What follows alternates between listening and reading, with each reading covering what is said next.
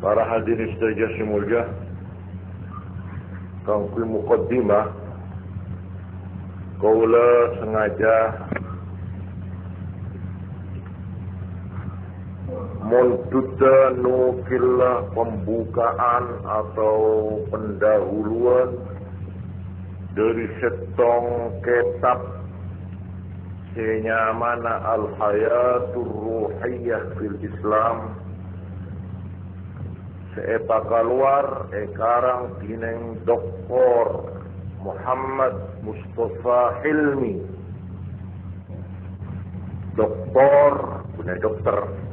Dr. Muhammad Mustafa Hilmi peneka dosen falsafat Islam berde fakultas adab berde perguruan tinggi Fuad Al-Awal Mesir.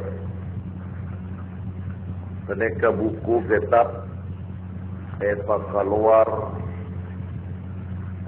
Kairo tanggal 19 Jumadil Ula tahun 1474 atau awal Mei tahun 1945.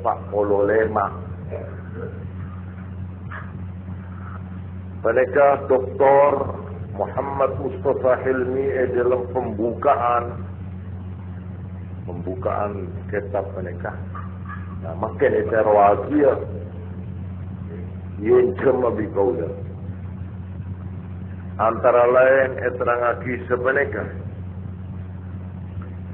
yamtazul al-asr alladhi na'ishu fihi بأنه عصر مادي بلغت فيه الحضارة المادية مبلغا كبيرا من التقدم لعله لم يتهيأ لها مثله في عصر آخر. Mungkin kita berde abad materi, abad secara zahir, napa-napa iokor secara zahir. Orang nyamai maju tak maju, mun eting ku gege tak gege lahirlah. Soki tak soki, andi pangkat tak andi pangkat. Eka ukuran kemajuan abad makin. Wa asbahat hayatul afrad wal jamaat fi hadzal 'asr خاضعة في جل نواحيها لهذه المعايير التي تقوم كل شيء بما يؤدي إليه من منفعة عاجلة. Karena saja pengaruh dari abad zaman makin penekah serba materialistis, serba zahiristis, secara zahir. Melana tak mengak manabi odikan orang-orang makin bermasyarakat bangsa negara dalam abad makin mereka keneng kocak dalam na gerak-gerikan cita-cita na kapangaterok na mereka saja iokor menurut ukuran secara zahir. Engki mereka cita-cita napa ngatero oleh manfaat, oleh keuntungan, oleh kemajuan ajilah. Memang ini dunia ini. Terus punya kedudukan kapan? Sekarang. Lah besok kalau di akhirat gampang itu. Kalau di akhirat dia tahu dah pergi. Pokok itu nyangkok lepakan. Pokok itu nyangkok senang. Pokok itu nyangkok gagah. Mereka cita-cita yang sekarang sudah menguasai keinginan dari manusia abad atom. Bahagia tidak bahagia rumah tangga diukur menurut zahirnya. Maju tak maju na orang etengku ke remah zahir lah. neka ukuran mati.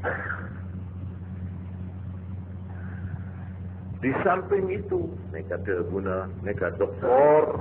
Muhammad Mustafa Hilmi, وقد صحب هذا التقدم المادي تقدم آخر في الحياة الفكرية التي تشعبت نواحيها إلى آخره.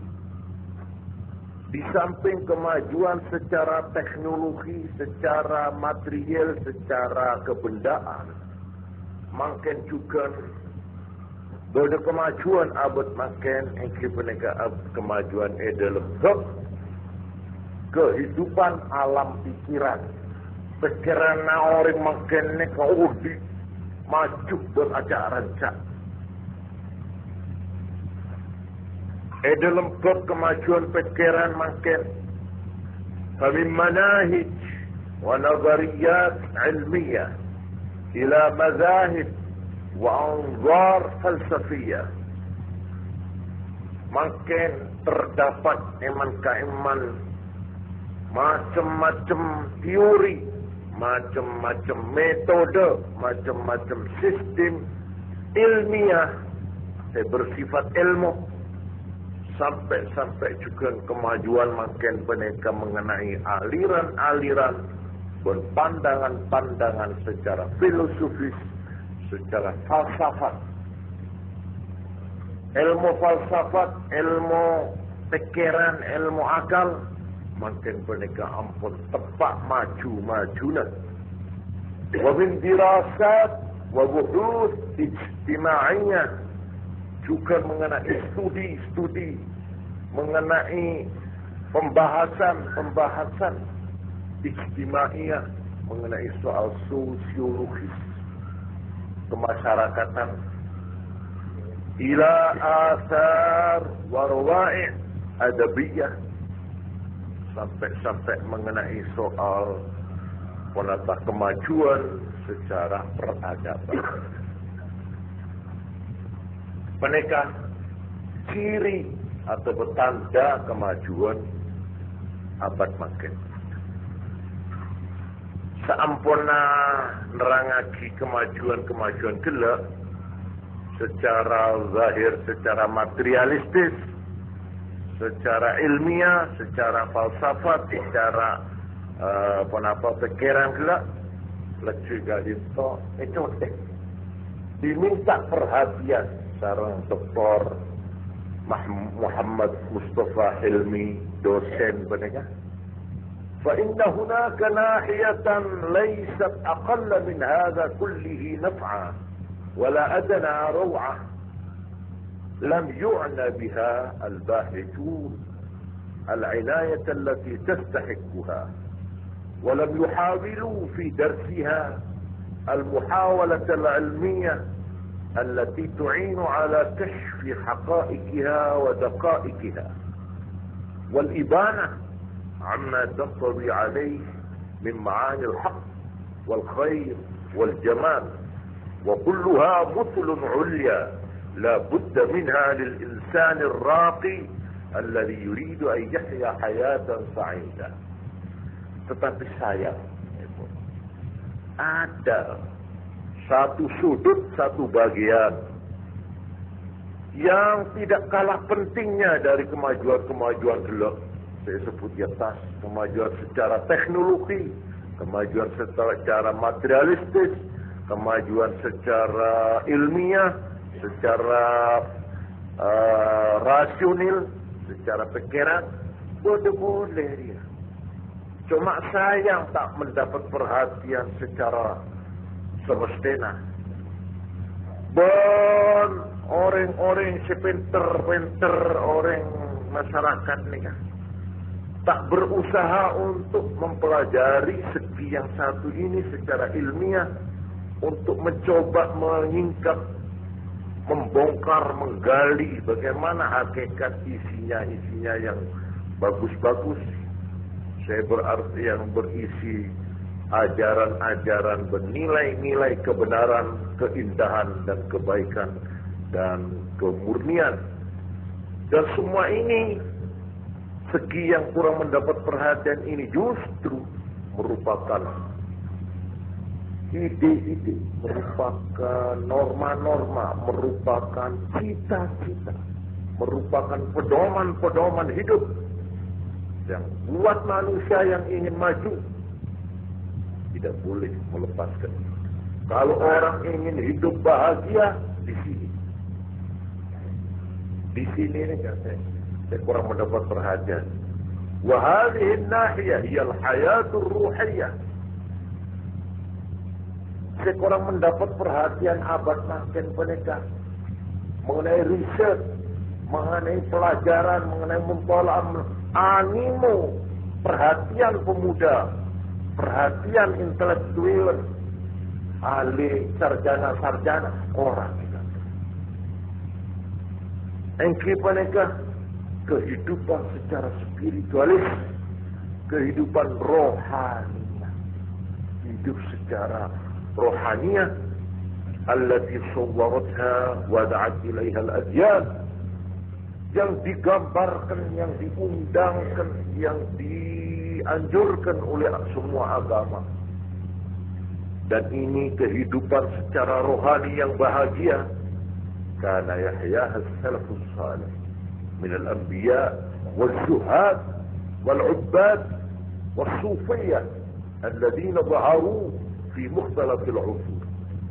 Dan hidup bahagia ini secara rohaniah, secara kejiwaan, biarpun material secara zahir mereka melarat, tak pasti mulia secara ukuran zahir, tapi justru orang-orang inilah yang merasa bahagia di dalam hidupnya, yaitu yang pernah dialami oleh para nabi-nabi, oleh para orang yang zuhud-zuhud, ahli ibadah, ahli tekun, yang mencintai Tuhan, mencintai kebenaran Tuhan, wasufiyah, dan ahli-ahli tasawuf, rohaniawan yang pernah muncul, lahir di mukhtalafil usur, di dalam abad yang macam-macam, waktu-waktu yang dulu-dulu.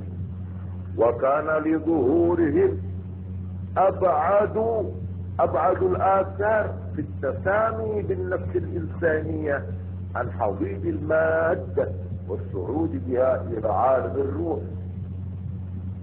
Karena para nabi, para rohaniawan, para ahli tasawuf, para aulia, para solihin, yang dulu mereka telah mengalami hidup yang betul-betul bahagia zahir batin, ini telah mempunyai pengaruh mengangkat manusia, mengangkat jiwa manusia dari hadidil maddah, dari nilai-nilai dan ukuran secara kebendaan, ila alamir ruh, kepada alam idealisme, alam spiritualisme, alam kejiwaan, alam kebahagiaan secara rohani.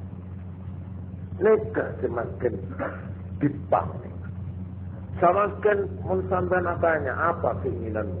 Hei pemuda, hei pelajar, hei sarjana, apa cita-citamu? Mereka, saya jawab, saya ingin menjadi manusia yang berbahagia di dunia sampai akhirat. Saya ingin menemukan jalan pangkat rohaniah, kekayaan rohaniah. Tahu, saya jawab sedikit tentang. Saya ingin cari pangkat rohaniah. Saya ingin mencapai kehidupan rohaniah yang bahagia. Saya ingin mencapai cita-cita rohaniah hidup saya, supaya saya bukan saja bahagia di dunia ini, tapi sampai kelak di akhirat. Nah, cita-cita semakin idealistis, yang bersifat idealis, spiritualis, bersifat rohaniah, sangat mungkin. Sepaling banyak makan menikah, zahiran apa?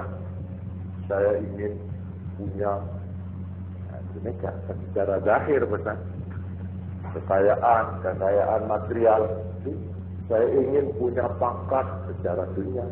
Saya ingin punya kedudukan secara dunia. Rang-rang pak bodoh saja inna akramakum indallahi atqakum. Ya rang-rang pun begitu.